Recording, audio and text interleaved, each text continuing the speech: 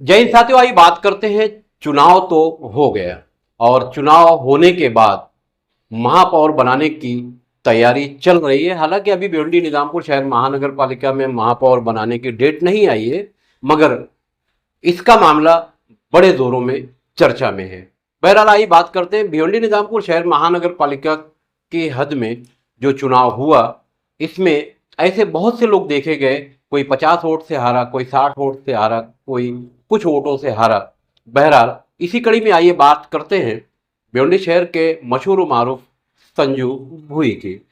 इस चुनाव को लेकर और अपने विरोधियों के ताल्लुक से उन्होंने क्या कहा, मैं खान फकरे आलम। अब आइए सुनते हैं संजू भुई जी को।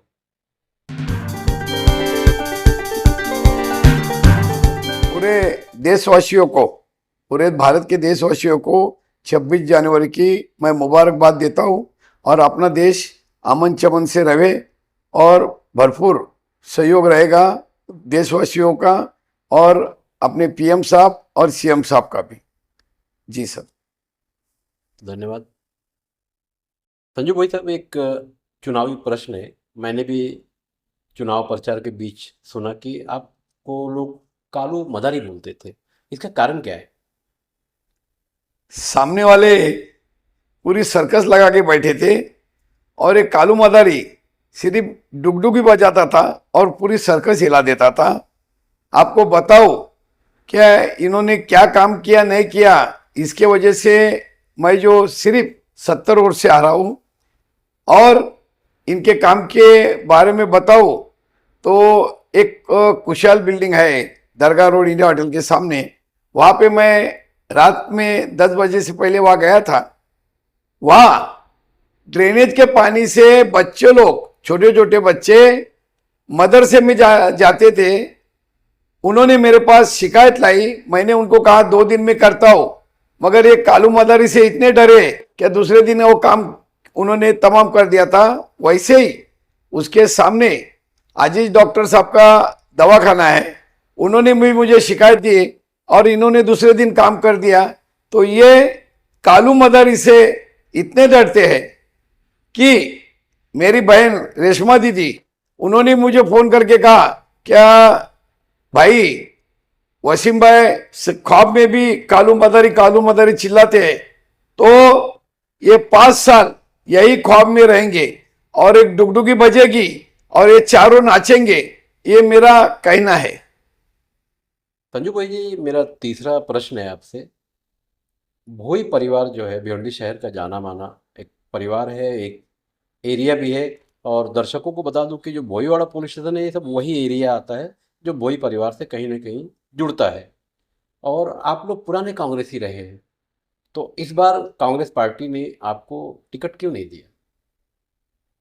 हमारे वरिष्ठ माननीय रशीद ताहिर साहब ने मेरे को और सुरेश टावरे साहब को इस बेस पे टिकट नहीं दिया क्योंकि 70,000 जो मतदाता है उसमें सिर्फ 1,000 मतदाता हिंदू है। वो खुद को सेकुलर बताते हैं, मगर उन्होंने कहीं ये गलती कर दी और उनको गलती का एहसास उनको समझ में आया। 1,000 हिंदू में से मुझे 750 वोटिंग हुई, पूरे के पूरे 750 हिंदू वोटिंग हमारे पैनल को मिली। और ताजुब की बात है, 6,000 मुस्लिम भाइयों ने मुझे माना और मुझे वोट दिया, मुझे 6,750 वोटिंग हुई। तो ये सेकुलर संजू भोई है। आपने जो प्रश्न किया, ये अनंता भोई की खानदान है, ये परशुराम टावरे साहब की खानदान है, ये सेकुलर है और सेकुलर रहेगी मरते दम तक। हमने जात पात कहीं नहीं देखे, आने वाले हर इंसान, हर व्यक्ति का हम काम करते रहे और काम करते रहेंगे जिंदगी भर जिंदगी भर जिंदगी भर। संजू भाई, एक चौथा सवाल है। कांग्रेस पार्टी का आपका तो घराना पहले से रहा है, तो ऐसा तो नहीं कि कुछ लोगों ने कांग्रेस अध्यक्ष को मिसगाइड किया है? ये बात सही भी हो सकती है क्योंकि ये जो कांग्रेसी है चारों, उन्होंने ये भी कहा कि संजू ने कांग्रेस पार्टी का कभी काम नहीं किया, मगर डंके की चोट पे कहता हूं, क्या मैंने हर वक्त कांग्रेस का साथ दिया, कांग्रेस का काम किया, तन मन धन से किया हो। और किसने क्या किया ये पूरी पब्लिक जानती है। और पब्लिक को मालूम है कौन क्या काम करते हैं और क्या खाते हैं और क्या पीते हैं। तो संजू ने कांग्रेस का ही काम किया। इन्होंने ऐसे ही ऊपर लेवल के कांग्रेसी को इन्होंने गुमराह करके मेरे टिकट यहाँ से कट करने की कोशिश की और किया भी। और मेरे ऊपर सेकुलर माननीय आसिम भाई साहब ने, रियाज आदमी साहब, रईस शेख साहब ने, अजय लाला साहब ने, कांग्रेस के पदाधिकारियों ने मुझे टिकट देके मेरे साथ जो मेरे साथ 3 थे उनको लेकर चला। मैं खूब दौड़ा, कोशिश बहुत की, मगर अल्लाह ताला के दरबार में कुछ कम पड़ा और मैं 70 वोट से सिर्फ हार गया हूँ। एक आखिरी सवाल है आपसे, आपका जो पैनल था क्या उसमें कुछ लोग कमजोर थे? सर कोई कमजोर नहीं था, मुझे भरोसा था। कमजोर रहते तो 2 तारीख को मैं मेरा फॉर्म पीछे लेता। मुझे भरोसा था क्या यही लकड़ी, जैसे अपन पहाड़ पे चढ़ते टाइम लकड़ी का सहारा लेते हैं, तो ये मेरे साथ लकड़ी का काम किए। मेरे साथ पूरे सपोर्ट के साथ अनीस भाई थे, आलम फारूकी थे, इत्तेशाम थे और उनके भाई साहब तन मन से मेरे साथ थे।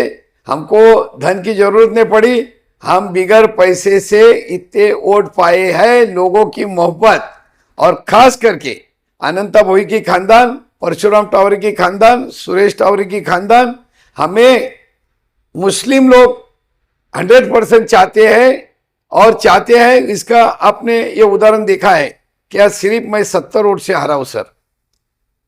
चलते चलते एक आखिरी प्रश्न है कि आपके जो मतदाता जो आपके वार्ड की हद में आते, भले उन्होंने आपको वोट दिया नहीं दिया, उनसे क्या कहेंगे? मैं सभी मतदाता को हाथ जोड़ के यही विनती करूंगा, जिन्होंने वोट दिया या नहीं दिया, मगर मेरे को पूरा वार्ड का प्यार मिला है, पूरे भिवंडी शहर का प्यार मिला है। गांव में एक ही चर्चा है, जीतने वाले से संजू की चर्चा ज्यादा है, ये आप हकीकत जान लो।